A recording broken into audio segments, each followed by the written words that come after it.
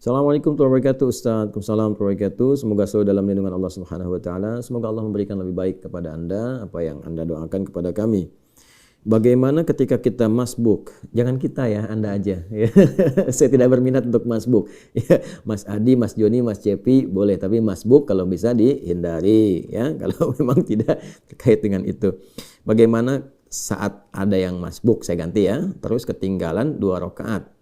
Masya Allah, masbuknya 2 rakaat. Kalau sholat subuh 2 rakaat hilang dong. Jadi maksudnya yang 4 mungkin. Apakah di rakaat ketiga bacaannya kita harus baca doa iftitah lagi? Baik. Bagaimana kalau seseorang masbuk? Ini maksudnya sholat zuhur atau sholat maghrib? Karena ada pertanyaannya langsung ke rakaat ketiganya bagaimana. Jadi saya contohkan langsung 4 rakaat sholat zuhur. Datangnya mau rakaat yang ketiga. Dia masuk ke situ. Jadi dia kehilangan 2 rakaat, terlambat, bukan kehilangan, terlambat. Lalu masuk, kemudian dia bertakbir. Pada rakaat yang ketiga, apakah langsung kemudian dia baca iftitah lagi atau kemudian bisa langsung ke Al-Fatihah? Nah, di sini ketika Anda mulai bertakbir, dibuka Allahu Akbar, maka lihat, Anda bisa prediksikan.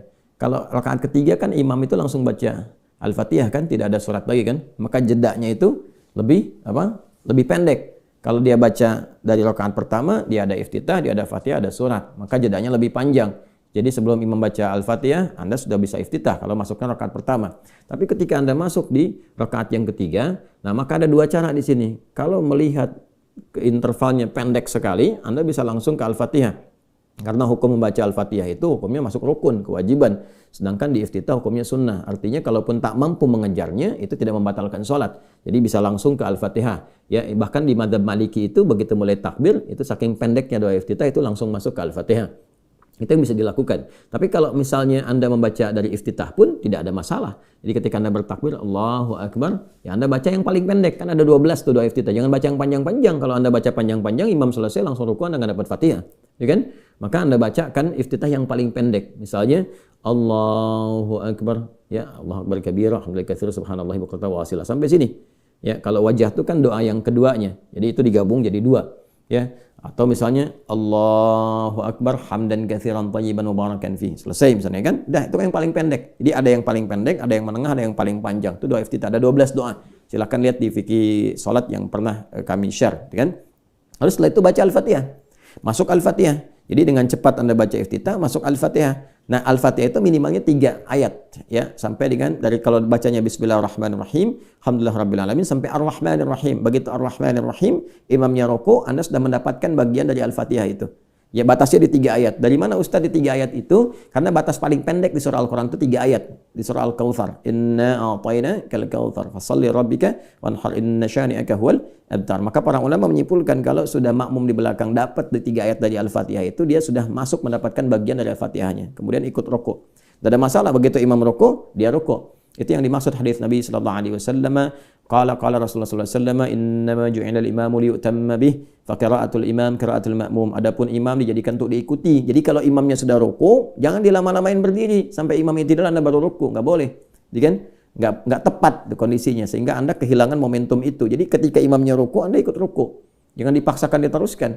Nah, gimana kalau misalnya enggak dapat sama sekali di bacaan? Jadi begitu Anda masuk takbir Allahu Akbar, imam sudah mau ruku. Allahu Akbar, langsung takbir, langsung ruku. Maka berlaku hukum di situ bacaannya imam mewakili bacaan makmum. Jadi kalaupun Anda nggak sempat, karena nggak sempat baca, sudah terwakili bacaan makmum, imam, ditoleransi di situ. Itu hadisnya sahih.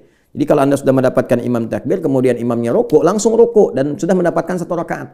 Ya, sudah mendapat apa? 1 rakaat. Karena ruku itu disebut ruku batas rakaat. Jadi begitu Anda ruku, salah satu maknanya itu seakar dengan rak'ah. Ini sepakat Imam Fikih, nggak ada perbedaan di sini. Ingat, nggak ada perbedaan. Anda ngaji di kitab apapun sama semua. Jadi begitu mendapatkan ruku, imamnya ruku, itu batas rakaat. Anda takbir, langsung ruku, dapat 1 rakaat. Contoh tadi sholat subuh nih, masuk rakaat pertama, ya. Kemudian ketika mau gabung, walam yakul lahu kufuwan ahad, Anda takbir, imam ruku, Anda langsung takbir, langsung ruku. Nggak usah baca iftitah lagi, nggak usah baca Al-Fatihah lagi. Allahu Akbar, ruku. Jelas ya? Nah, bacaan-bacaan yang tidak sempat dibacakan sudah terwakili oleh imam tadi dengan kondisi yang tadi ditoleransi. Tapi kalau masih mendapatkan imam berdiri, langsung bacakan Al-Fatihahnya. Tapi kalau mau iftitah, bacakan yang pendek. Ya, baca yang pendek, setelah itu langsung baca Al-Fatihah sampai dengan 3 ayat, lalu kemudian ruku. Jelas ya? Tapi nggak boleh menyengaja nunggu imam ruku.